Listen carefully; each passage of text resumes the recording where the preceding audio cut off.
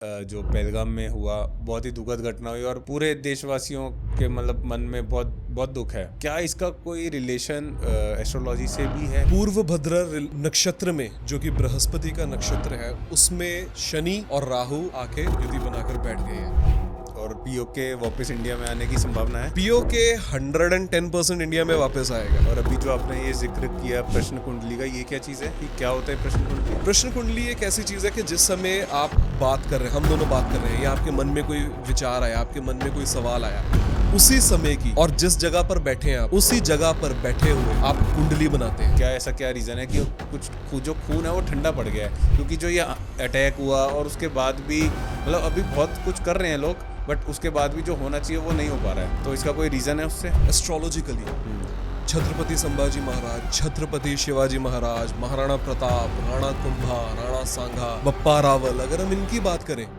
इन लोगों ने अपने कुछ एक ग्रहों को बहुत मजबूत कर रखा था। अगर आप जिस तरफ सो रहे हैं उस तरफ आपके मिरर है, मतलब पैरों की साइड पे, तो भी कोई प्रॉब्लम नहीं है। जितना मुझे थोड़ा बहुत ज्ञान है कि ये प्रॉब्लमेटिक चीजें हैं। ये ऐसा ही है कि आपके घर पे कोई बहुत पूजनीय संत आए, आपने उन्हें कहा कि आइए वॉशरूम में बिठा के आपको रोटी खिलाऊं।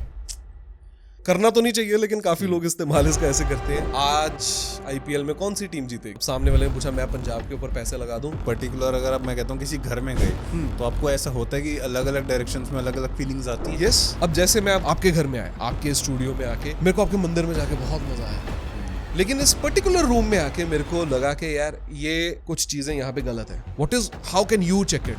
Late me show you. बोलने वाला था कि आप कैसे बता सकते हैं। Let me show you. बिल्कुल। अगर हम अपने दर्शकों को दिखाएं, हमारे व्यूअर्स को, तो कर गया जी, रोटेट कर गया। Welcome back to podcast Baba once again. आज आप लोगों के इतनी सारी रिक्वेस्ट के बाद एक और बारी हमारे साथ हैं मिस्टर शब्द श्रृंगारी। जय श्री राधे। जय श्री राधे भैया, कैसे हो आप? शुक्र शुक्र शुक्र। पिछले पॉडकास्ट में बहुत सारी बातें सीखने को मिली और बहुत अच्छा पॉडकास्ट गया जी। बहुत सारी बातें रह भी गई थी हमारी। तो भैया इस पॉडकास्ट की शुरुआत में जो अभी बिल्कुल लेटेस्ट न्यूज़ है, जो पहलगाम में हुआ बहुत ही दुखद घटना हुई और पूरे देशवासियों के मतलब मन में बहुत बहुत दुख है। तो क्या इसका कोई रिलेशन एस्ट्रोलॉजी से भी है? क्योंकि बहुत से लोग ऐसे कह रहे हैं, मैंने बहुत से एस्ट्रोलॉजर्स से सुना है, बहुत से संत भगवानों के मुंह से भी सुना है इससे पहले ही कि 2025-26 में कोई वॉर हो सकती है। तो क्या इसका कोई रिलेशन है एस्ट्रोलॉजी से? देखिए दीपक भैया, इसकी सबसे पहली बात अगर मैं करूं कि ये क्यों हुआ, पूर्व भद्रा नक्षत्र में, जो कि बृहस्पति का नक्षत्र है, उसमें शनि और राहु आके युति बनाकर बैठ गए हैं।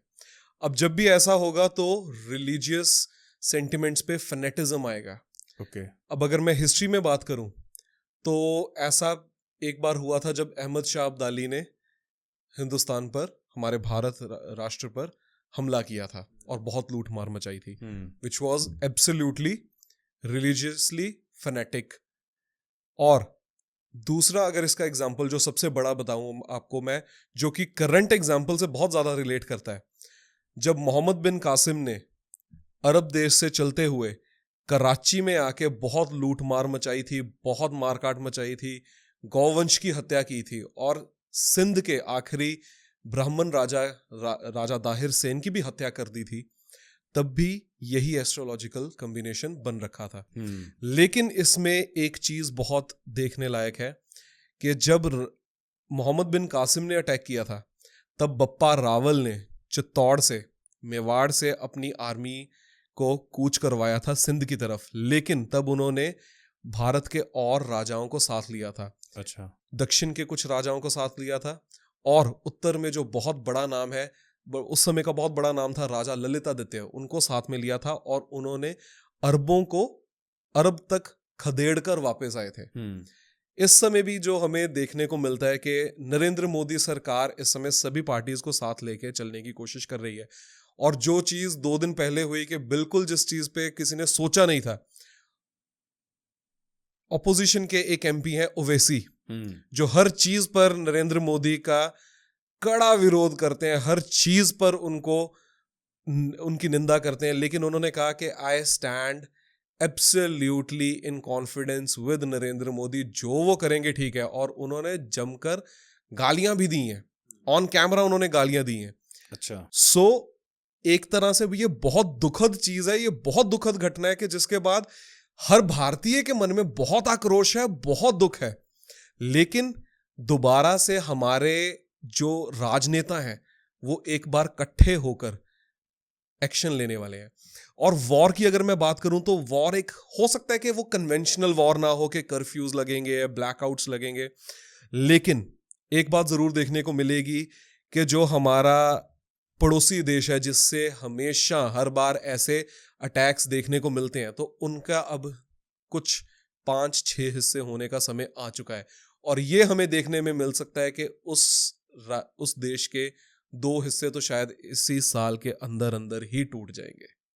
और पीओके वापस इंडिया में आने की संभावना है? पीओके 110% इंडिया में वापस आएगा। ओके। लेकिन हो सकता है वो इतनी जल्दी ना आए। लेकिन फिलहाल की घड़ी में हम इतना देख सकते हैं कि सिंध और बलूचिस्तान और अफगानिस्तान की तरफ से खैबर पख्तून, ये 3 इलाके तो इनसे अलग होते बहुत जल्दी नजर आ रहे हैं। तो क्या अलग देश बन जाएगा? ये उन पर डिपेंड करता है, क्योंकि बलूचिस्तान और सिंध तो इस चीज में भी राजी है कि हम हिंदुस्तान के साथ, भारतवर्ष के साथ मिलकर भी चलने को तैयार हैं। लेकिन ये अल्टीमेटली लेटर ऑन डिसाइड होगा, क्योंकि बाद में ग्लोबल पॉलिटिक्स, जियो पॉलिटिक्स बहुत बड़े पैमाने पे एक बहुत बड़ा डायनेमिक है कि जिसको इतनी जल्दी कोई स्पेकुलेट नहीं कर सकता। लेकिन उस देश के हिस्से होना अब तय है। और होने भी चाहिए। जो ये आतंकी हमला हुआ है, बिल्कुल कुछ होना चाहिए। और हम एस्ट्रोलॉजी के हिसाब से बात कर रहे हैं तो कुछ होगा एस्ट्रोलॉजी के हिसाब से। 110% होगा। अच्छा भैया, जैसे अभी आप बजरंग दल के पार्ट हैं, तो क्या हिंदू राष्ट्र बनने की नीड है कश्मीर अटैक को देखते हुए? बनेगा हिंदू राष्ट्र? भैया, भारत हिंदू राष्ट्र है। हिंदू हमारा टेरिटोरियल आइडेंटिफिकेशन है, हमारा रिलीजियस आइडेंटिफिकेशन नहीं है। हिंद महासागर और हिंदू कुश पर्वत के बीच में रहने वाले लोगों को हिंदू कहा जाता है। भारत में अब सनातन देश, सनातन संस्कृति को फॉलो करने की जरूरत है। भारत हिंदू देश था, है और रहेगा। लेकिन जिस चीज की जरूरत है कि हमारे बीच में कहीं पे भी दूर दूर तक सनातन संस्कृति का कोई अंश नहीं रह गया। अब आपको मैं एक बात बताता हूं कि जिस दिन अटैक हुआ उस दिन प्रश्न कुंडली मैंने लगाकर देखी। अच्छा। और वहां से मुझे जो प्लैनेट्स का कॉम्बिनेशन से समझ आया कि धीरे धीरे अब हमारे देश के युवा, हमारे देश के वासी अब सनातन संस्कृति की तरफ वापस आएंगे और इसे और अच्छे से अपनाएंगे। तो हिंदू राष्ट्र के साथ साथ अब ये सनातन राष्ट्र बनेगा। और अभी जो आपने ये जिक्र किया प्रश्न कुंडली का, ये क्या चीज है? ये क्या होता है प्रश्न कुंडली? प्रश्न कुंडली एक ऐसी चीज है कि जिस समय आप बात कर रहे हैं, हम दोनों बात कर रहे हैं, या आपके मन में कोई विचार आया, आपके मन में कोई सवाल आया, उसी समय की और जिस जगह पर बैठे हैं आप, उसी जगह पर बैठे हुए आप कुंडली बनाते हैं। और वहां पे जो भी प्लैनेट्स का बैठे हुए जो भी कॉम्बिनेशन समझ आता है, वहां से देखा जाता है कि क्या होगा, क्या हो सकता है और इसका आंसर क्या है। अब उसी प्रश्न कुंडली को देखते हुए मैं आपको एक और बात बता सकता हूं अपने व्यूअर्स को कि 99% चांसेस ये हैं कि बड़ा हमला इंडियन बॉर्डर से ना हो, बड़ा हमला फॉरेन बॉर्डर से होने के चांसेस है। जो कि सुनने में जो आ रहा है कि Indian diplomats are already talking to Afghanistan and Israel, क्योंकि पाकिस्तान में जैश ए मोहम्मद ने हमास के टेररिस्ट को लेकर एक रोड शो निकाला था। तो इजराइल और अफगानिस्तान, यहां से 2 जगह से अटैक्स लॉन्च हो सकते हैं। ओके। और इसको आप थोड़ा सा और एक्सप्लेन करो प्रश्न कुंडली को, कि मतलब ये एक्चुअली में काम किस तरीके से करती है? काम ये इस तरीके से करती है कि किसी भी इंसान के मन में मान लीजिए कोई डाउट आया, मेरा ये काम होगा कि नहीं होगा। अब इसको इस्तेमाल करने के कई तरीके हैं। कई बार कोई जातक हमारे पास आते हैं कि हमारे पास हमारा सही समय, हमारा जो जन्म का समय है वो नहीं पता है, या हमें ये नहीं पता कि हमारे किस दिन पैदा हुए थे, हमें यही डिटेल्स नहीं पता। तो उस समय हम प्रश्न कुंडली से उनके सवालों का जवाब लेते हैं।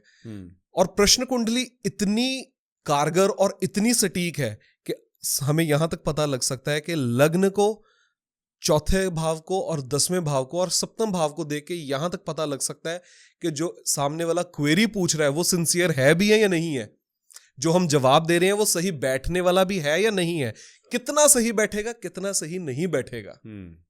तो प्रश्न कुंडली को इस तरह से देखा जाता है कि जातक के मन में क्या सवाल आया है, जो वो हासिल करना चाहता है वो होगा कि नहीं होगा, जिस चीज का डर है उसके मन में वो होगा कि नहीं होगा, या आगे आने वाले कुछ देर में, कुछ समय में उसका क्या रिजल्ट रह सकता है। ये है प्रश्न कुंडली। और काम कैसे कर, मेरा मतलब ये है कि जैसे अभी एक नॉर्मल कुंडली की बात करते हैं कि मेरी एक डेट ऑफ बर्थ है, टाइम ऑफ बर्थ है, वो मैंने आपको बताया तो आपने मेरी कुंडली बनाई, उससे आपने सब बता दिया। अभी मेरे पास मेरा डेट ऑफ बर्थ नहीं है, जो एग्जैक्ट डेट ऑफ बर्थ है, या टाइम ऑफ बर्थ नहीं है, तो आप मेरे जो अंदर चल रहा है उससे वो प्रश्न कुंडली बनेगी या किस तरीके से, मेरे ऑरा से? नहीं, प्रश्न कुंडली बनेगी उस समय की। अच्छा। लेकिन आपका प्रश्न सुनने के बाद। Okay, yes. और आपके मान लीजिए दूसरा सवाल है, तीसरा सवाल है, चौथा सवाल है, फिर उसके बाद हम नवमांश कुंडली देखते हैं, फिर तीसरे सवाल के लिए कोई और कुंडली देखते हैं, D9 देखते हैं, D7 देखते हैं, अलग अलग चार्ट्स को देखा जाता है। तो मतलब जो भी मैं क्वेश्चन पूछूंगा उस क्वेश्चन से जो प्रश्न पूछूंगा उसको प्रश्न कुंडली कहा गया है। जी। ओके, कि अगर मैंने एक XYZ प्रश्न पूछा है आपसे तो उसके हिसाब से आप जो भी कैलकुलेशंस आपकी रहती हैं उसके। अब इसका आपको सीधा सा मैं एग्जांपल देता हूं, जो करना तो नहीं चाहिए लेकिन काफी लोग इस्तेमाल इसका ऐसे करते हैं। आज IPL में कौन सी टीम जीतेगी? अब सामने वाले ने पूछा मैं पंजाब के ऊपर पैसे लगा दूं। मैं तो ऐसे क्वेश्चंस के आंसर्स नहीं देता। मैं आपसे यही पूछने वाला था कि ये शेयर मार्केट जैसे अब IPL भी अपने वाले सबसे भी लगता है, लेकिन अगर आप इसको गलत तरीके से, अनैतिक तरीके से इस्तेमाल करना शुरू कर दें तो इतना सोच लीजिए कि ये आपको कभी आगे चल के फिर सही जवाब नहीं देगी। अच्छा, ये ग्रहों में, इस कुंडली में इतनी ताकत है कि अगर आपने कुछ गलत जवाब दिया, अगर आप गलत काम के लिए इस्तेमाल कर रहे हैं, मटेरियल गेन्स के लिए इस्तेमाल कर रहे हैं, तो फिर वो आपसे निकलती भी जाएगी। तो इसका हम कुछ लाइव भी करके दिखा सकते हैं, भी कर सकते हैं कि अगर मेरे मन में कुछ क्वेश्चन है, आपको मेरी डेट ऑफ बर्थ नहीं पता, मेरा टाइम ऑफ बर्थ नहीं पता, तो आप कुछ ऐसा पास्ट का तो नहीं बता सकते, फ्यूचर का ही बता सकते हैं। जी बिल्कुल। तो हम इस चैनल की बात ही करते हैं, पॉडकास्ट बाबा। आज हम ये शूट कर रहे हैं, इस पे अभी YouTube पे 32,200 सब्सक्राइबर्स हैं जी। तो नेक्स्ट 1 महीने तक आपके हिसाब से इस पे कितने सब्सक्राइबर्स होंगे? आप एक नंबर पूछिए कि मेरे पास इतने आ सकते हैं या नहीं। 1 लाख? मुश्किल है। ओके, समय लगेगा, लेकिन एक बहुत अच्छा ग्रोथ मिल जाएगा। 1 लाख का अगर मैं कहूं कि ये आंकड़ा आप एकदम टच कर देंगे ऑर्गेनिकली, थोड़ा सा मुश्किल है। कितना टाइम लगेगा? तो बेसिकली ये क्वेश्चन मैं आपसे इसलिए पूछ रहा हूँ कि सब इस चैनल से कनेक्टेड हैं, ताकि वो देख सकें कि आगे जो आप टाइम बता रहे हो कि उस टाइम में हो पाता है कि नहीं हो पाता, लोगों को और बिलीव। जुलाई से अगस्त के बीच ओके नंबर क्रॉस कर जाएंगे, 1 लाख का नंबर आप क्रॉस कर जाएंगे।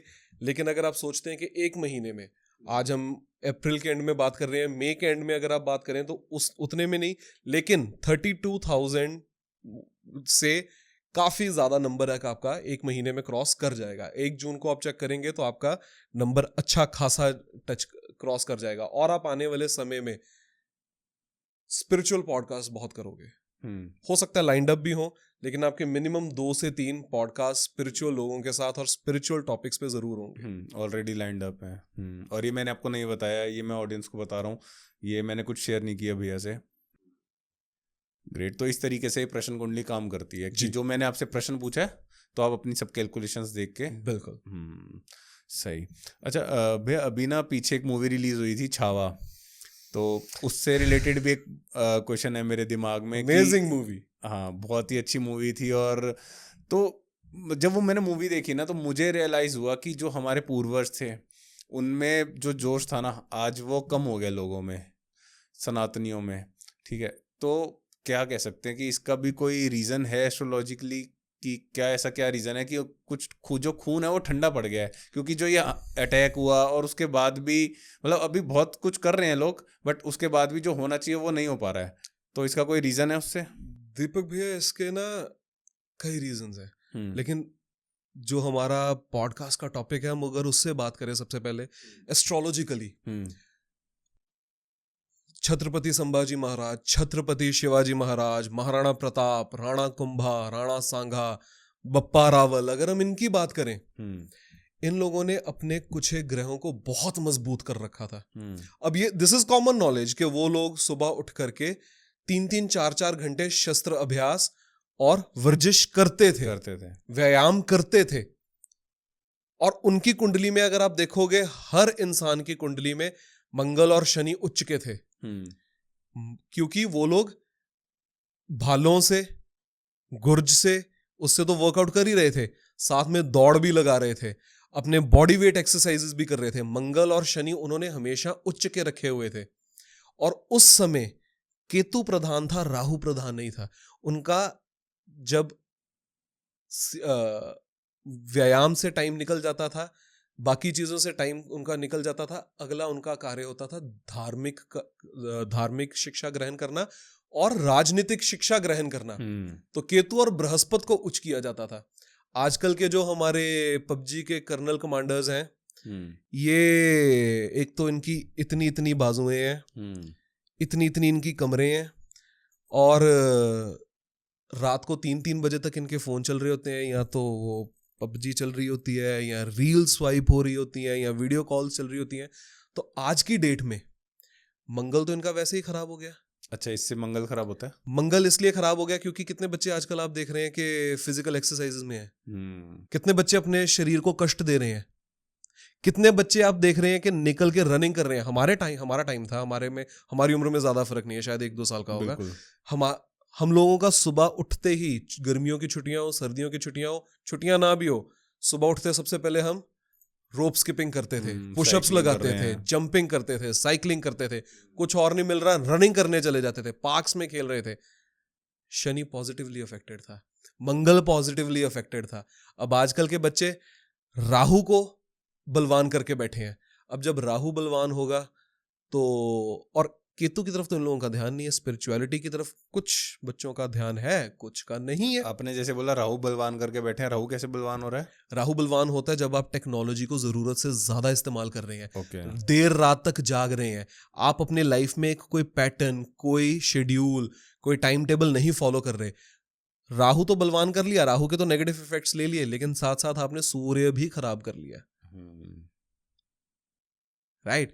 और आजकल के ये जो बच्चे, इनमें एक बहुत बड़ी दिक्कत है। मैं आपको सॉरी यहाँ पे बीच में रुकूंगा। मैंने ना ऐसे बहुत से लोगों से ऐसा सुना है, बहुत से एस्ट्रोलॉजर्स से, वो कहते हैं कि कलयुग तो राहु का ही है, कि जो राहु से स्ट्रांग है उसी के लिए, मतलब कलयुग में सिर्फ राहु चलता है। तो अभी आप कह रहे हो कि राहु अपना उन्होंने बलवान कर लिया, तो फिर वो नेगेटिव क्यों हो रहा है? लेकिन मैंने इसमें एक और बात बोली कि उन्होंने राहु के नेगेटिव इफेक्ट्स को बलवान किया। अच्छा, पॉजिटिव, राहु के पॉजिटिव इफेक्ट्स को नहीं लिया। अब राहु को अगर पॉजिटिव, राहु क्या है? राहु है पागल हाथी। अच्छा, पागल हाथी को कंट्रोल करने के लिए चाहिए या तो उसका गुरु बुध, या फिर महावत मंगल। बुद्धि तो हमारी वैसे ही नीच की है। अब बुध की ही बात करें तो दिमाग में नहीं था मेरे ये पॉइंट, लेकिन अगर मैं अब इस समय बात करूं, मैं जिम में था तो छोटे छोटे बच्चे थे, 18-19 साल के होंगे लड़के, और आपस में एक ने दूसरे को बड़ी गंदी सी माँ की गाली दी। मैं वर्कआउट करने के लिए जाने लगा तो मैं खड़ा हो गया, मैं क्या आज तो मजा आएगा, बच्चे लड़ने लगे हैं। 4 मिनट हो गए, 5 मिनट हो गए, 10 मिनट हो गए, लड़ ही नहीं रहे। वो आगे से हंस के बात कर रहे हैं। वो मैं कहा यार तुम दोनों लड़े नहीं, कहता क्यों लड़ना क्यों था? मैं कहा यार उसने इतनी गंदी देर को माँ की गाली दी, इतना अभद्र शब्द उसने इस्तेमाल किया। कहता ये तो हमारा डेली का काम है। मैं क्या यार, गाली देने से बुद्ध तो खराब हो ही गया, लेकिन इसके साथ साथ आप सोच रहे हैं कि बच्चों का खून कितना ठंडा हो चुका है कि किसी की माँ के बारे में कोई बोल रहा है, गंदी गाली दे रहा है, और उसका खून नहीं खौल रहा। तो गाली देने से भी बुद्ध खराब हो रहा है। जो कई लोग ऐसे हैं कि डेली लाइफ में उनके मुंह से गाली निकलती है, गाली निकाले बिना वो बात नहीं करते हैं, और बुद्ध खराब।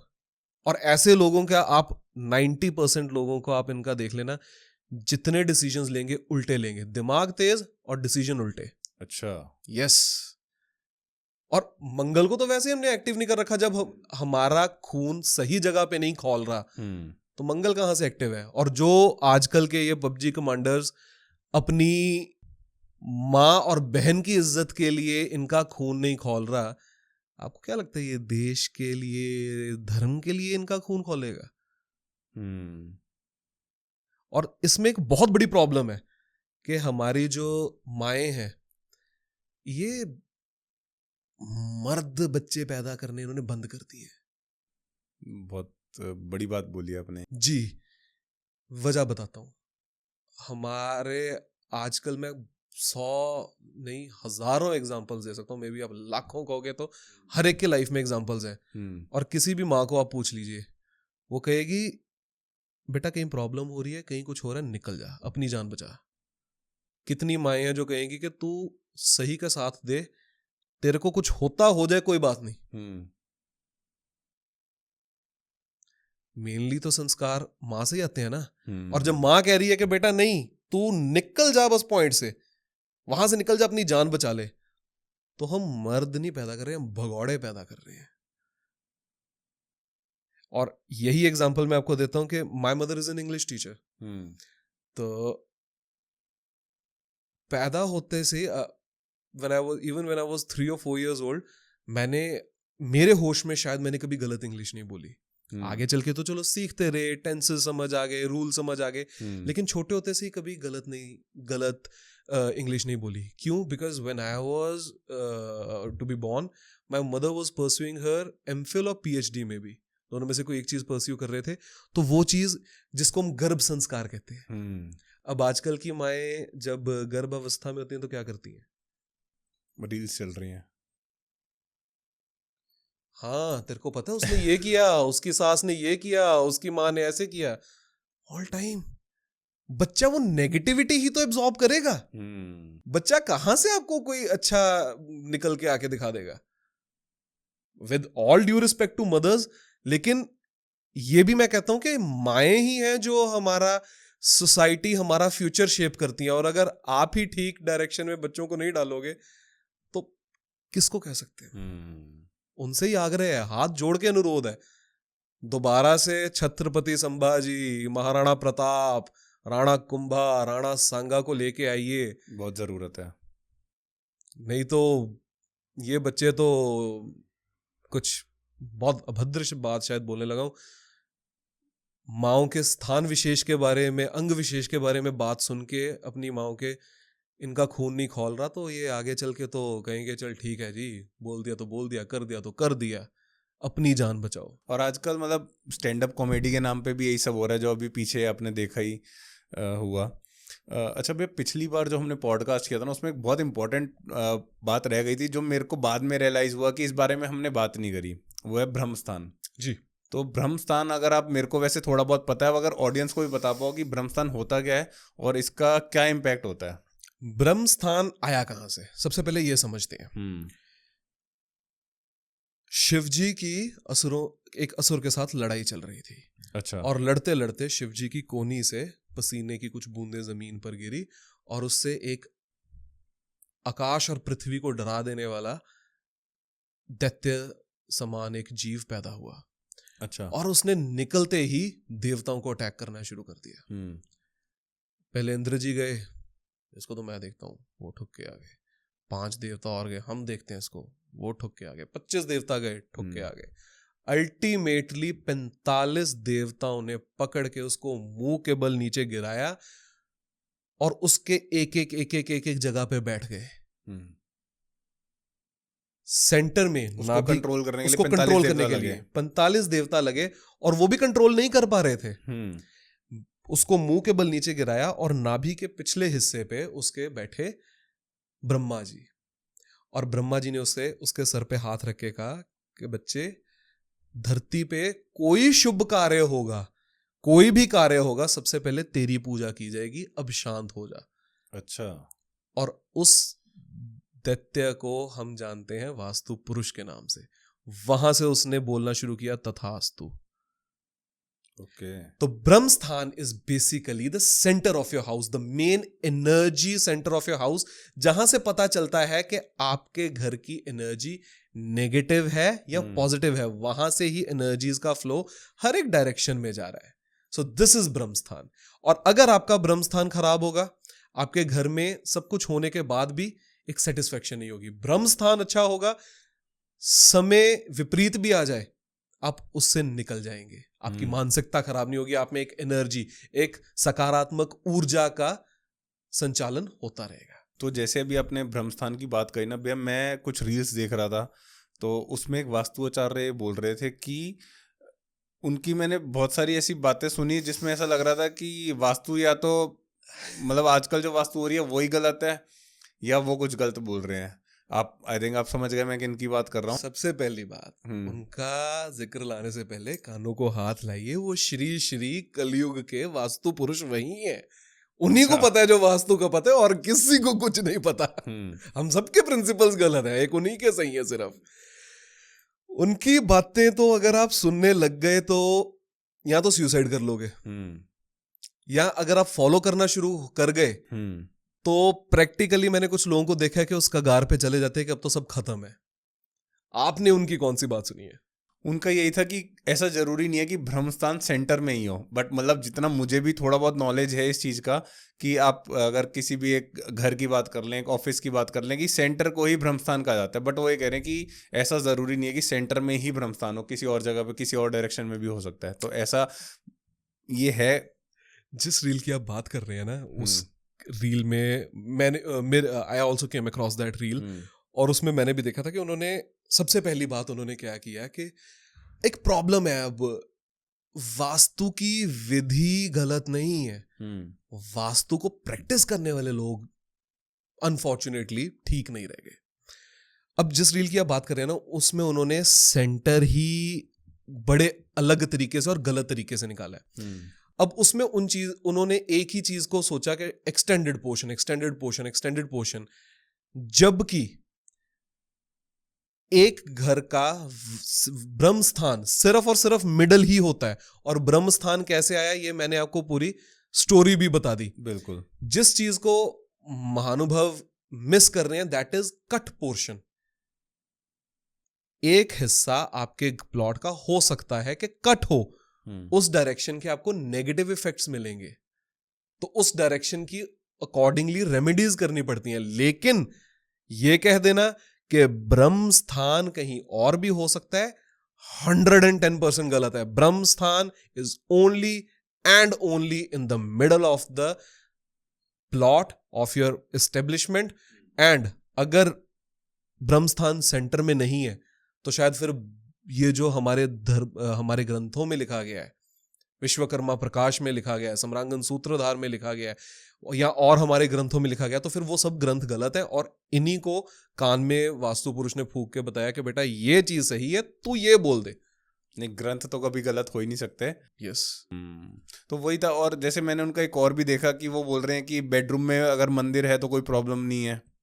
और वो ये भी बोलते हैं कि अगर आप जिस तरफ सो रहे हैं उस तरफ आपके मिरर है, मतलब पैरों की साइड पे, तो भी कोई प्रॉब्लम नहीं है। जितना मुझे थोड़ा बहुत ज्ञान है कि ये प्रॉब्लमेटिक चीज़ें हैं, तो आप ये बताओ कि ये ठीक है, मतलब प्रॉब्लमेटिक है या नहीं है। और अगर प्रॉब्लमेटिक नहीं है तो ठीक है, और अगर हैं तो उसके क्या उपाय हैं? देखिए, ये ऐसा ही है कि आपके घर पे कोई बहुत पूजनीय संत आए, आपने उन्हें कहा कि आइए वॉशरूम में बिठा के आपको रोटी खिलाऊं।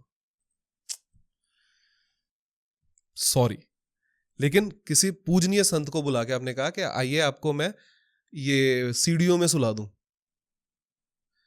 भगवान का एक ओहदा है, भगवान का दिया हुआ हमारे पास सब कुछ है। भगवान को आप एक डायरेक्शन में रख कर उनको स्थापित करके, जहां पे उनकी पूजा अर्चना होनी चाहिए, जहां पे उनकी प्राण प्रतिष्ठा होनी चाहिए, वहां से आप उनको बेडरूम में, अब कलयुग है भाई, 100 तरह की चीजें आप करते हो, तो आप कैसे मंदिर वहां पे रख सकते हो? और जो वो बोल रहे हैं कि आप जहां पे आप सोते हैं तो सामने शीशा है तो इट इज नो नेगेटिविटी। भाई साहब, आपको ऐसी ऐसी बीमारियां लग जाएंगी, हार्ट की, कैंसर की, या ऑटो इम्यून डिजीजेस जो है, अब उनका तो एक क्लेम है fake, I don't see that claim, क्योंकि मेरे पे ही वो क्लेम फिट नहीं बैठता। वो कहते हैं कि नॉर्थ ईस्ट में टॉयलेट होगा तो कैंसर होगा ही होगा। मेरे घर में, मेरे पुराने घर में जिसमें 23 साल रहा, 2 वॉशरूम्स थे, टॉयलेट्स थे, नहीं हुआ किसी को कैंसर, भगवान की दया से, शुक्र है। लेकिन हमारे घर में, जहां पे हम पुराने घर में थे, जहां पे मेरे मदर फादर का रूम था, वहां पे इनिशियली एक शीशा था जहां पे वो सोते थे। सामने एक शीशे में, नॉट अ लुकिंग मिरर, लेकिन एक ग्लास था। And my mother got a heart surgery done in 2003। तो उस ग्लास की वजह से? यस, आई अपफ्रंट से कि ग्लास आप सामने रख के सोई, जहां पे आप सो रहे हैं सामने शीशा या ग्लास है, 110% आपको कोई ना कोई प्रॉब्लम होगी। And heart diseases related to your nervous system, and आजकल ये जो नया ही चलन चल गया है, ऑटो इम्यून डिजीजेस, ये आज से 10 साल पहले, 15 साल पहले, 20 साल पहले क्यों नहीं थी? ये महानुभव इस बारे में नहीं बोलते हैं। वो एक उनका पॉइंट, क्योंकि कैंसर से सब डरते हैं, तो एक उन्होंने पॉइंट बना के वो बेचना शुरू कर दिया, उसका लट्टू घुमाना शुरू कर दिया। लेकिन ऑटो इम्यून डिजीजेस के बारे में बात क्यों नहीं करते? आज से अराउंड 15 साल पहले तक शायद पूरे घर में एक टीवी होता था, बिल्कुल। लिविंग एरिया में सारा परिवार इकट्ठे बैठता था, देखता था, अपने अपने रूम में जाते थे, सो जाते थे। आज हर एक रूम में अलग अलग टीवी है, हर रूम में अलग अलग टीवी है। टीवी की डायरेक्शन कहाँ पे है? पैरों में। और जब टीवी बंद होता है तो आपको क्या देखने को मिलता है? मिरर इफेक्ट हो गया, मिरर इफेक्ट आ गया। बिल्कुल। और आम तौर पर ही आप किसी को पूछ लीजिए, और बेटा सेहत कैसी है, और भाई सेहत कैसी है, दीदी सेहत कैसी है, क्या सुनने को मिलता है? कुछ ना कुछ चल ही रहा होता है सबके साथ। Now I challenge it, beat this.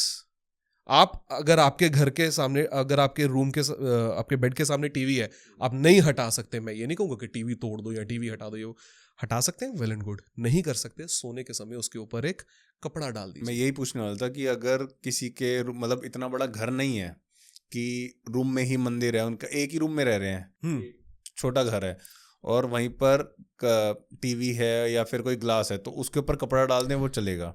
मंदिर के ऊपर भी चलो, अगर किसी की इकोनॉमिकली, आर्थिक तौर से ही मजबूरी है कि वो अलग से मंदिर का कमरा नहीं बना सकता, कुछ नहीं कर सकता, आप कुछ मत कीजिए, ईशान कोण में जरूर मंदिर रखिए। अच्छा। और वहां पर पीले कपड़े से उसका पर्दा जरूर दे दीजिए। और टीवी है तो उसको सफेद कपड़े से ढक जरूर दीजिए, जालीदार ना हो, सफेद नॉर्मल कपड़े से ढक दीजिए। आप मेरे चैनल का, मेरे पेज का लिंक आपको भाई के हमारे पॉडकास्ट के डिस्क्रिप्शन में मिल जाएगा। आके आप मुझे बोल देना, अगर आपको 45 दिन के अंदर आपकी हेल्थ में 75% पॉजिटिव चेंजेस ना मिले, you can come and comment on any of my reels, unless the great vastu पुरुष ऑफ कलयुग, मेरे कमेंट्स ऑफ नहीं होते। तो जो आपने बोला कि कर्टेन कर देना, वो सिर्फ सोते टाइम या सोते रात को? जी दोपहर को भी अगर आप नैप ले रहे हैं तो उसको कवर जरूर कर दीजिए। ओके। और वैसे भी मैं तो कहूंगा कि इलेक्ट्रिकल गैजेट्स, आपने एक चीज देखी है कि पुराने टाइम पे, मैंने एटलीस्ट अपने नानी जी के घर पे जरूर देखा था, टीवी सामने था, पता नहीं क्यों नाना जी ने ऐसा क्यों किया, बहुत जल्दी चले गए नाना जी, पूछ नहीं पाया, वो टीवी के सामने एक शटर था। बहुत पहले होता था। राइट। इसकी क्या वजह हो सकती है? कभी सोचा नहीं। हर एक घर में ऑलमोस्ट शटर था। वो पहले आई थिंक टीवी ऐसे आते थे, या फिर वो बनवाए जाते थे। हाँ, मैंने भी वीडियोस में देखा सारे केसेस में, तो मेरे नानी जी के घर के में जो मैं बात कर रहा हूँ, वहां पे तो बनवाया हुआ था स्पेशल। अच्छा। क्यों? इलेक्ट्रिकल आइटम्स का कारक कौन है? राहु। ओके। उसकी नेगेटिविटी बंद। आज आप जितने सक्सेसफुल लोगों से बात करते हैं, आपने उनमें कुछ बातें नोट की हैं? पहली बात, उनकी आंखें एकदम शांत होती है, उनकी आवाज एकदम शांत होती है, उनका ऑरा बहुत पॉजिटिव होता है। और उन सब में एक आदत होती है, रात को सोने से 1-1.5 घंटे पहले कोई इलेक्ट्रिकल गैजेट का इस्तेमाल नहीं करते। और आजकल तो बहुत कॉमन है कि सोते टाइम फोन हर कोई यूज कर ही रहा है। आजकल तो ये हमारे पबजी के कमांडर्स, ये हमारे इन्फ्लुएंजाज, ये तो रात को फोन देखते देखते सो जाते हैं, रील्स देखते देखते सो जाते हैं, सीरीज देखते देखते सो जाते और हैं। फोन साइड में रखा और सो गए। यस, तो वो भी मतलब इसी तरीके, क्योंकि आई थिंक वो भी ग्लास का ही काम कर रहा है। ग्लास का तो नहीं, लेकिन राहु की नेगेटिव एनर्जी जरूर आपको हिट कर रही है। आप राहु की पॉजिटिव एनर्जी लीजिए। आज मुकेश अंबानी जी को इतने जब वो स्ट्रगल कर रहे थे, वहां से ऊपर ले जाने वाला ही राहु है। लेकिन आप उसकी पॉजिटिव एनर्जी को तो इस्तेमाल करो एक बार। तो कैसे की जा सकती है पॉजिटिव एनर्जी? जैसे मैं अभी थोड़ी देर पहले कह ही रहा था कि मैंने सुना है कि कलयुग का राजा है राहु, तो वो पॉजिटिव एनर्जीज कैसे ली जा सकती हैं राहु की?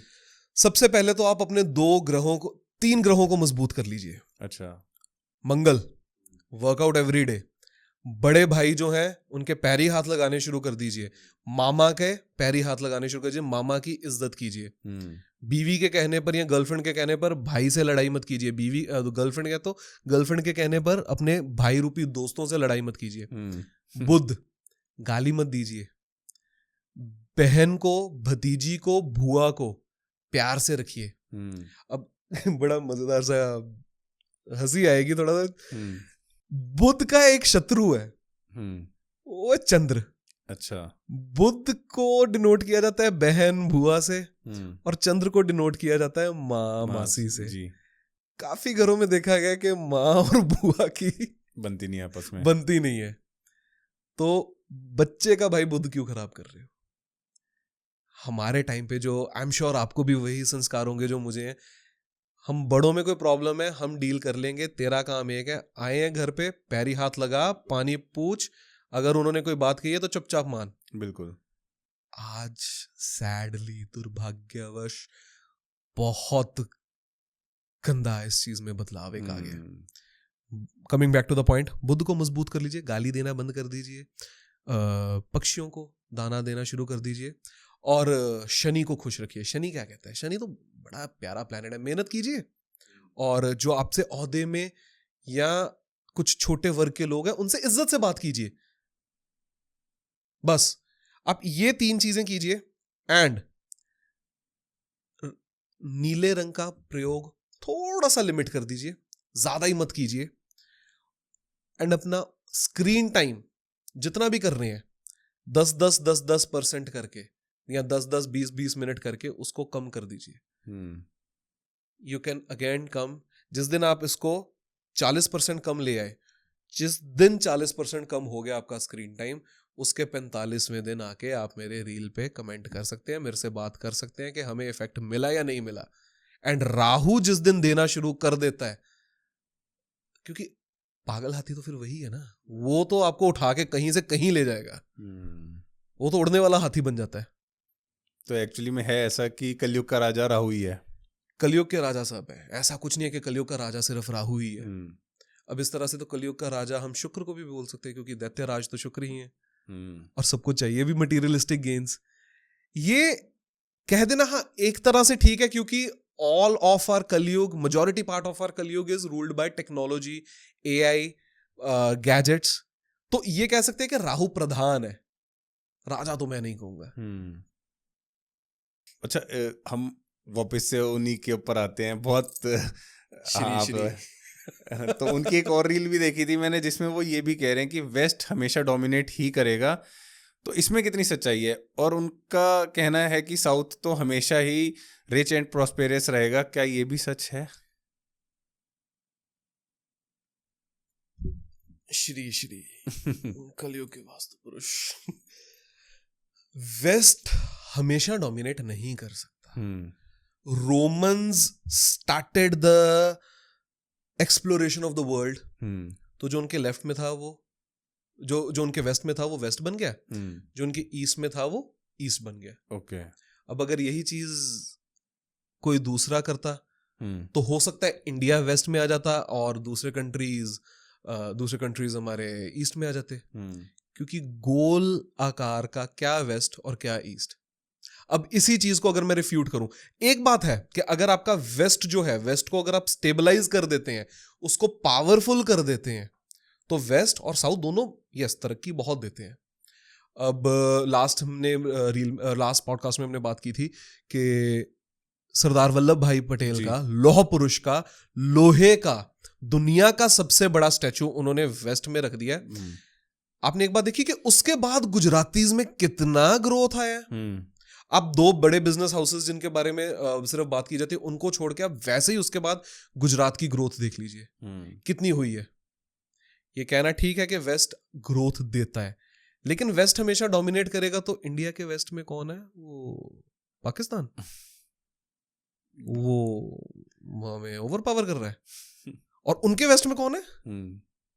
अफगानिस्तान।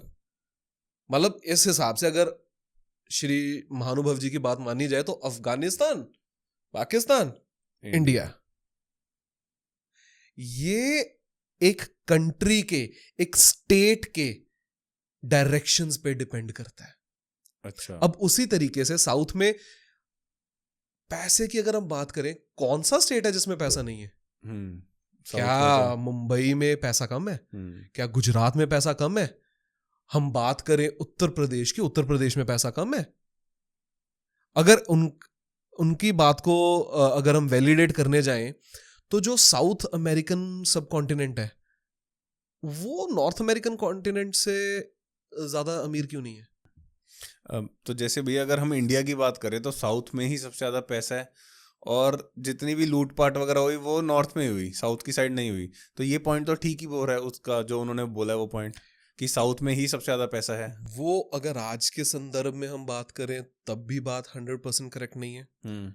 और एक चीज वो बहुत बड़ी मिस कर रहे हैं कि जो विदेशी आक्रमणकारी आए, जो लूट मार मचाने आए, उनका एक ही उद्देश्य था, भारत में आओ, लूट मार मचाओ और निकल जाओ। ज्यादातर आक्रमणकारी कहां से आते थे?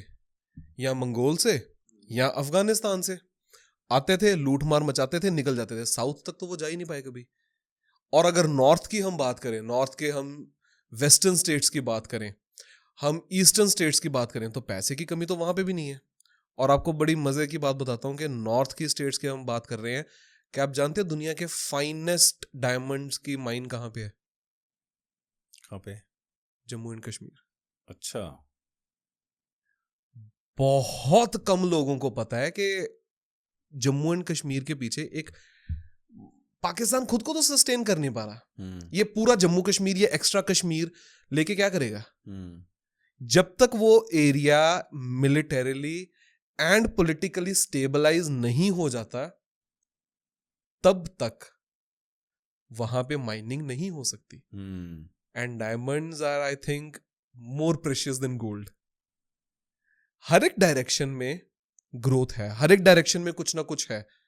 सिर्फ ये कह देना कि साउथ में ही वो चीज है, वो गलत है। इस पैराडॉक्स से जो अफ्रीकन कॉन्टिनेंट के सदर्न कंट्रीज हैं वो भूखमरी में क्यों है, और नॉर्थ अमेरिका जिसमें कि यूएसए, कनाडा आता है, वो ज्यादा तरक्की में क्यों, और जो साउथ अमेरिकन सब कॉन्टिनेंट है वो उतना क्यों नहीं पहुंच पाया? राइट। ऑस्ट्रेलियन सब कॉन्टिनेंट की बात करें तो न्यूजीलैंड थोड़ा साउथ में है, ऑस्ट्रेलिया नॉर्थ में है। ग्रोथ वाइज देखें ऑस्ट्रेलिया बहुत ऊपर है, ब्यूटी वाइज देखें तो न्यूजीलैंड ज्यादा ऊपर है। आप एक डायरेक्शन को पकड़ के उसके ऊपर टैग नहीं लगा सकते कि यही डोमिनेट करेगा और यही यहां पे ग्रोथ है। ग्रोथ हर एक डायरेक्शन में है, बट देन अगेन साउथ में भी हर स्टेट का अलग अलग लैंड होल्ड है, अलग अलग वास्तु है, जिसके कारण कोई स्टेट लिटरेसी में बहुत आगे है, कोई स्टेट बिजनेस में बहुत आगे है, और कोई स्टेट मैन्युफैक्चरिंग में बहुत आगे है, और वहां पे कोई स्टेट ट्रेड में बहुत आगे है। तो ये तो अभी हम पूरा स्टेट और पूरे वर्ल्ड इन सब के बारे में बात कर रहे हैं। अगर हम एक पर्टिकुलर प्लॉट की बात करते हैं तब भी ये सब चीजें मतलब उसमें भी ऐसे ही काम करती हैं। उसमें काम उनका करवाना बहुत सिंपल है, you just have to balance the directions. Simple सी चीज है, और कुछ नहीं करना है, सिर्फ बैलेंस करना है। तो अभी जैसे हम बात कर रहे हैं तो कुछ जो अभी जिनकी बात कर रहे हैं तो उन्होंने आई थिंक वास्तु के जो सिद्धांत हैं वो तो सेम ही है, यस, बट जो वास्तु को प्रैक्टिस कर रहे हैं उन्होंने सिद्धांतों को बदल दिया है, या वो लोग उनमें एक बदलाव आ गया है। तो लोग कैसे पहचाने कि वो जिससे वास्तु करवा रहे हैं उनको किससे वास्तु करवाना चाहिए, जिससे करवा रहे हैं वो ठीक वास्तु कंसल्टेंट है या नहीं है, वो कैसे पहचाने? बहुत बढ़िया सवाल, बहुत बढ़िया सवाल। एक इंसान अलग अलग गैजेट से, सॉफ्टवेयर से आपका ब्रह्म स्थान ढूंढ रहा है, और एक इंसान आपके घर पे आ रहा है, राउंड लगा रहा है पूरे घर का, और आप 10-15 मिनट बाद आपको बताना शुरू कर देता है ये प्रॉब्लम है, ये प्रॉब्लम है, ये आपके पास अच्छा है, ये आपके पास खराब है। अब आजकल के जो वास्तु कंसल्टेंट श्री कलयुग के वास्तु पुरुष जो हैं, वो एक प्रोडक्ट बड़ा प्रमोट कर रहे हैं, शक्ति चक्र। हाँ जी, शक्ति चक्र को वो करके लोगों को बस खराब कर रहे हैं और कुछ नहीं कर रहे हैं, क्योंकि वो एक लिमिटेड दायरे में एक गैजेट से, एक स्टेंसिल से आगे चलने की कोशिश कर रहे हैं। आज से लेट्स से 500 साल पहले कौन सा शक्ति चक्र था, कौन सा गैजेट था? पहले भी वास्तु होती थी, पहले भी वास्तु होती थी। सिर्फ और सिर्फ एक इंसान का, एक जो इंसान ने पूरी नॉलेज गेन कर रखी है, पूरी नॉलेज तो इसमें गेन करना ही बहुत मुश्किल है। अब इसमें भी आपको मैं एग्जांपल करता हूं, थोड़ा सा डी रूट लूंगा इससे। अब ये कहते हैं मुझे वास्तु की पूरी नॉलेज है, I am 100% perfect in vastu, मुझे तो, मैं तो इस चीज में बेस्ट हूं। सबसे पहले तो एक इंसानी तौर पे ही जब एक इंसान ये बोलना शुरू कर देना कि मेरे से ऊपर इसमें कोई नहीं है, मैं हूं जो हूं, तो वहां पे ही सबको समझना चाहिए कि यहाँ पे भाई मामला गड़बड़ है। मेरे गुरुजी हैं मनीष सर लुधियाना से, अमेजिंग पर्सनैलिटी। वो इंसान ज्ञान का भंडार है, ज्ञान का भंडार। किसी भी चीज की बात कर लो, और वो उनको ऑकल्ट के बारे में उनसे कुछ पूछो ना, तो वो कहते हैं, मेरे से शायद 10-15 साल बड़े होंगे, और वो मुझे भी कहेंगे सर मैं तो 1% पे पहुंचा हूं, सर मैं तो शायद 2% पे पहुंचा हूं। और उनसे बात करने जाओ, कुछ करने जाओ, तोते की तरह ये ऐसे ऐसे ऐसे ऐसे ऐसे ऐसे ऐसे कि हम भी हैरान रह जाते, ये सर आपको ऐसे इतना कुछ कैसे पता? तो सबसे पहली बात तो जिस इंसान में एक अहंकार सर चढ़कर बोलना शुरू कर दे, तो वहां पर एक बात समझ जाइए कि अधजल गगरी छलकत जाए। तो जब शोर ज्यादा आना शुरू हो गया ना, मुझे पता है, मैं ये वो, जो गगरी है वो आधी है, जल आधा ही है, वो छलक रही है बस। अब जो इंसान, जैसे मेरा वास्तु करने का तरीका क्या है, 2 छोटे छोटे एग्जांपल्स आपको बताता हूं। किसी के घर पे गया, मैंने पहले तो घूम फिर के मैंने ब्रह्म स्थान लोकेट करना है। ब्रह्म स्थान के एग्जैक्ट पॉइंट पे वहां पे खड़े होके कंपास से, अपनी प्रिज्मेटिक कंपास से मैं देखूंगा नॉर्थ ईस्ट में क्या है। अब नॉर्थ ईस्ट क्या दिखाता है कि आपका माइंड कैसा होगा, आपके मेंटेलिटी कैसी जा रही है। अब नॉर्थ ईस्ट में जाके मैं गया, मेरा माइंड पॉजिटिव हो रहा है कि नहीं हो रहा, मेरे माइंड में कैसे विचारों का संचार हो रहा है, पॉजिटिविटी है या नेगेटिविटी है, बैलेंस है या इम्बैलेंस है, मेरे दिमाग में नोट हो गया, या मैं नोटबुक में साथ में नोट कर लूंगा। मैं साउथ में गया, मेरी बॉडी कैसा रिएक्ट कर रही है, मंगल की डायरेक्शन है, मेरी बॉडी में कैसे चेंजेस आ रहे हैं, मेरे को एनर्जी में कैसा फील हो रहा है।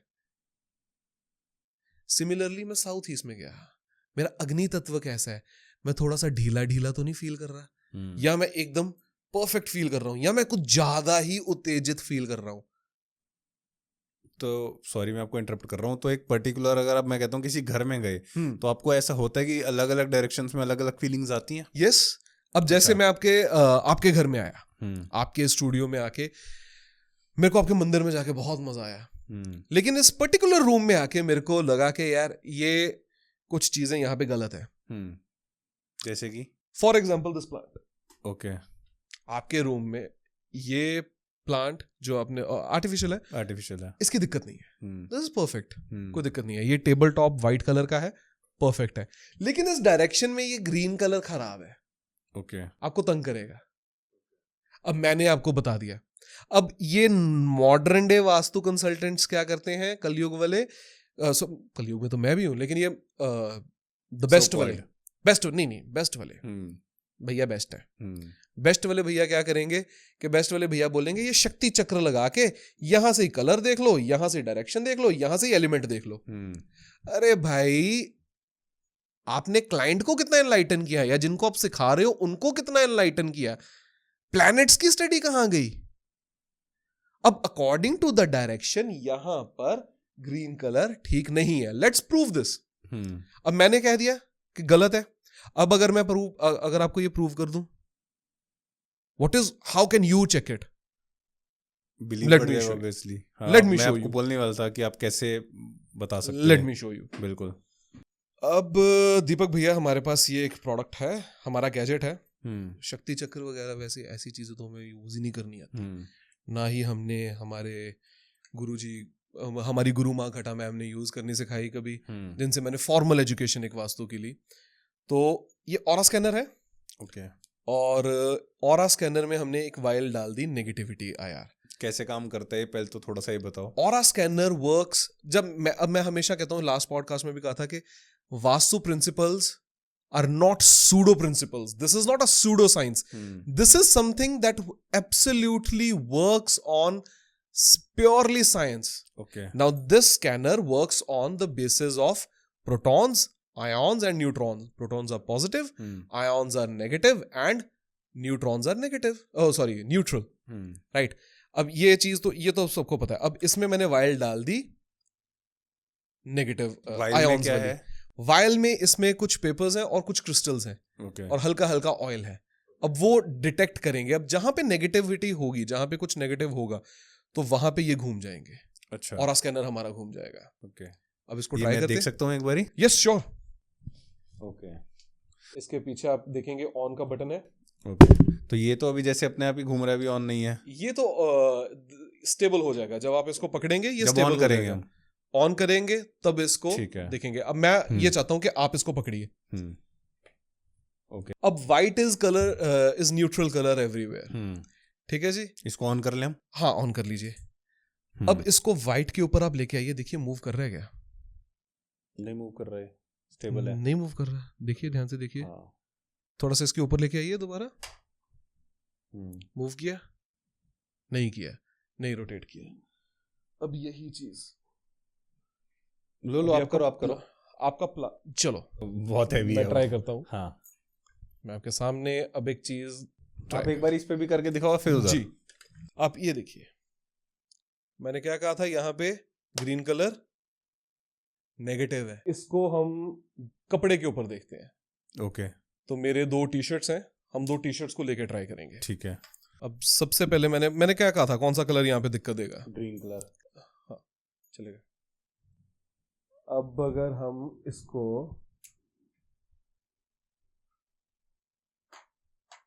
पूरा रोटेट हो गया, पूरा रोटेट हो गया।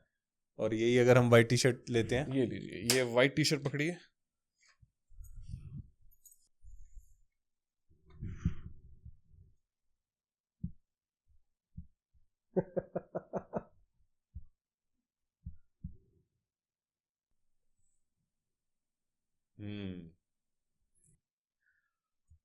तो जैसे अभी आपने सब करके दिखाया इस गैजेट से, तो अभी जैसे फॉर एग्जांपल यहाँ पे ग्रीन कलर है, तो अभी मैं इसको नहीं हटा सकता फॉर एग्जांपल। ये तो प्लांट है, मैं हटा दूंगा इसको, जैसे अब आपने बताया। तो इनकी क्या रेमेडीज हो सकती हैं, और क्या कोई ऐसे पर्टिकुलर डायरेक्शंस हैं कि उन पर्टिकुलर डायरेक्शंस में ये कलर नहीं होना चाहिए? अगर ये भी आप बता सको। कलयुग के वास्तु पुरुष से माफी मांगते हुए, भाभी जी के हैंडबैग को फेंकना नहीं है। ये तो भाभी जी हम दोनों को फेंक देंगी। भाभी जी का हैंडबैग इधर रखिए प्लीज। ओके। अगर हम अपने दर्शकों को दिखाएं, हमारे व्यूअर्स को, तो कर गया जी, रोटेट कर गया। अब रेमेडी करनी है। क्या कहेंगे कि इसको बैग को जला दें या फाड़ दें या फेंक दें? नहीं, मैं बैग, इतना महंगा बैग है, जला के से दें। हाँ, और है भाभी जी का। हमारा होता तो कुछ कोई दिक्कत भी नहीं थी। बिल्कुल। अब छोटा सा रेमेडी देखते हैं। यहाँ पे शनि और राहु जी को, क्योंकि उनकी डायरेक्शन है। ये आपने क्या रखा है इसके ऊपर? ये मेरे जो क्रिस्टल्स पहन रखे थे, क्रिस्टल ब्रेसलेट्स, ओके, ये उसके ऊपर रख दिए। तो ये शनि और राहु को रिप्रेजेंट करते हैं। यस। घूमिए घूमिए। रुक गया है। और अगर मैं इनको हटा दूं? मत घूमो, कलयुग के वास्तु पुरुष बुरा मान जाएंगे।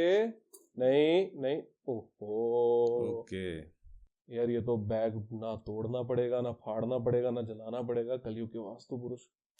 आई एम सॉरी, सॉरी प्रभु। तो ये कुछ रेमेडीज हैं कि इस तरीके से डिटेक्ट। हर चीज की रेमेडी है, भगवान की दया से हर चीज की रेमेडी है। अगर सब कुछ ठीक हो, आपका वास्तु कंसल्टेंट ठीक है, सब कुछ सही है, तो आइडियली वो आपकी जगह पे एक सूत जमीन भी नहीं हिलवाएगा। एक सूत जमीन भी, कहीं तोड़ फोड़ नहीं। ना आपको कहेगा कि अपना नॉर्थ ईस्ट का वॉशरूम है, घर छोड़ दो, साउथ वेस्ट की एंट्रेंस है, घर छोड़ दो। हाँ, नेगेटिव है, डेफिनेटली नेगेटिव है, लेकिन ये नहीं है कि इलाज नहीं है, इलाज है। ये ब्रेसलेट्स ये जो मैंने पहन रखे हैं, क्या ये 2-3 लाख वाले ब्रेसलेट्स भी नहीं है, 2-3 हजार वाले हैं।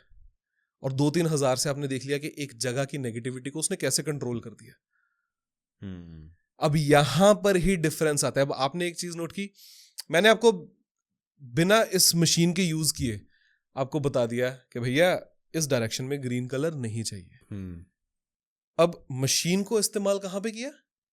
प्रूव करने, जब आपको प्रूव करना था। अब इसके पीछे भी मैं आपको एक साइंटिफिक रीजन बताता हूं।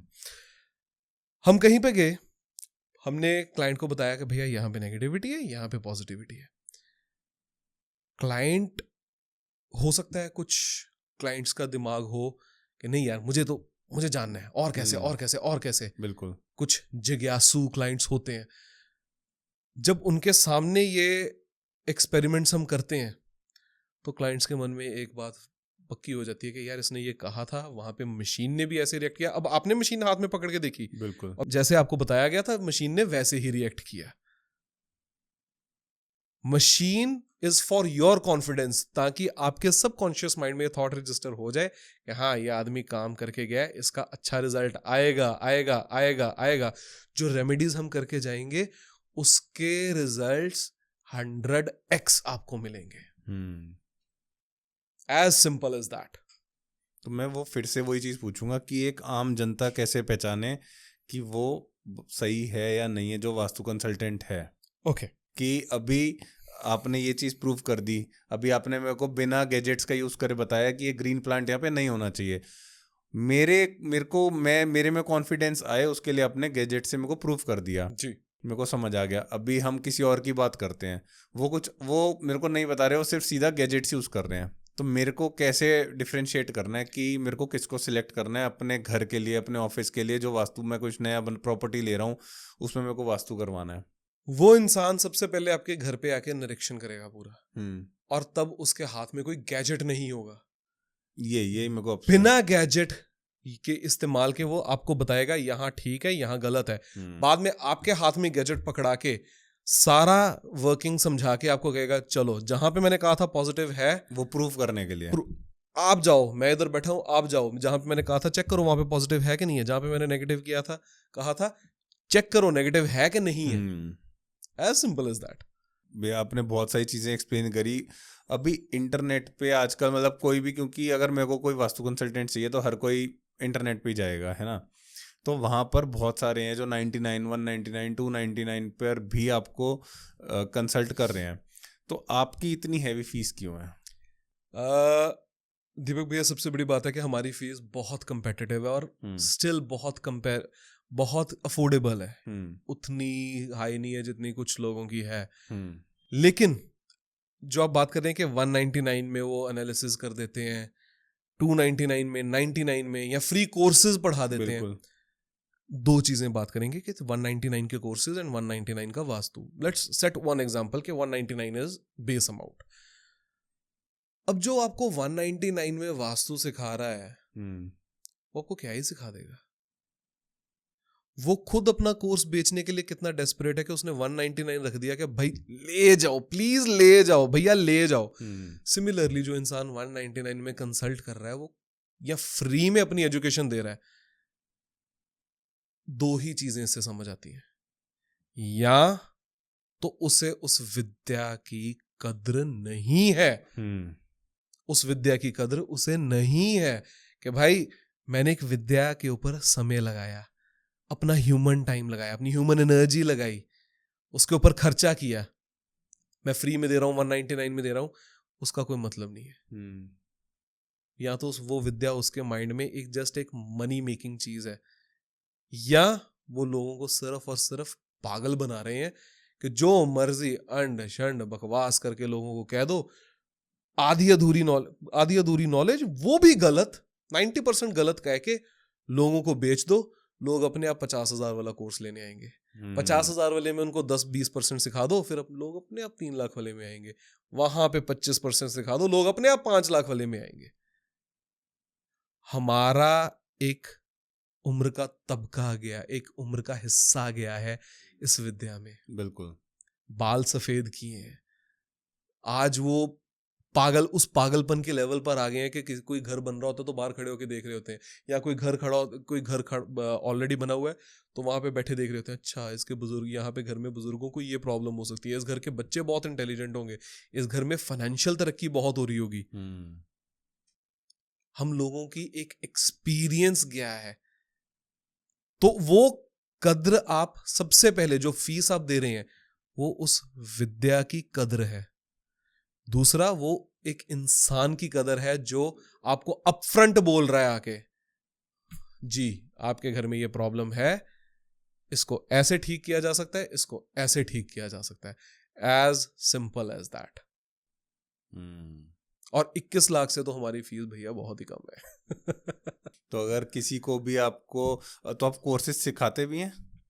जी, कोर्सेज हम सिखाते हैं, लेकिन इस समय हम right now I am not very much active into teaching, क्योंकि right now we have some projects with celebrities, some of the politicians, and Bihar में इलेक्शंस आ रहे हैं, कुछ बंगाल में इलेक्शंस आ रहे हैं, तो हमारा उधर ट्रेवल ज़्यादा रहता है। लेकिन यस, हमारा कोचिंग्स भी रहती हैं, ऑनलाइन मीडियम रहता है, और उसमें हमारी एक ही शर्त होती है कि अगर आपको हमारे साथ आप कंपनी कर सकते हो जहां जहां हम जाएं, तो आप हमारे साथ आइए, सीखिए, लाइव सीखिए, क्योंकि ऑनलाइन सिखाने में हम तो अपना जोर लगा देंगे, आप 60-70% वहां पहुंच भी जाएंगे, लेकिन जो साइट पर पहुंच कर सीखेंगे आप हमारे साथ, अगर आप कर सकते हैं, यस जॉइन अस, मजा आएगा इस जर्नी में, बहुत मजेदार जर्नी है।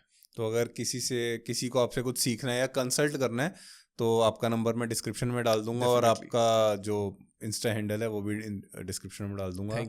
Thank you so much. अभी भी बहुत सारी चीजें रह गई हैं, तो होपफुली हम नेक्स्ट जल्दी मिलेंगे, और तब हम वो भी एनालाइज करेंगे जो आपने बताया कि मेरे पॉडकास्ट चैनल के सब्सक्राइबर्स का, वो भी देखते हैं। अगर हम उससे पहले मिले तो बहुत अच्छी बात है। थैंक यू सो मच भैया।